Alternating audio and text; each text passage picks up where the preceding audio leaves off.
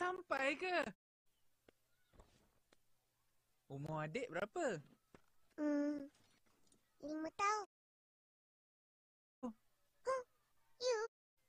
Mimi. Oh, ramai. Doktor pun ramai kawan masa tadi dulu. Tak takut ke nak sunat ni? Tak. Wah, berani. Bagus. Dah, siap. Dah siap. Tanya, awak dah sunat? Silakan balik.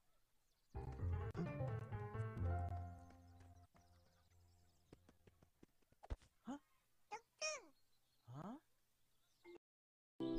Dah tu, pergi mandi. Jangan risau. Baik, Opa.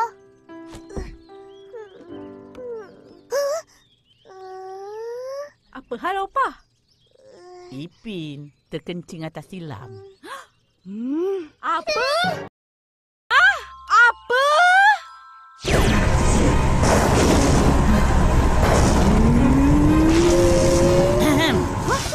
Rose, jangan nak marah-marah. Nanti jemur tilam tu.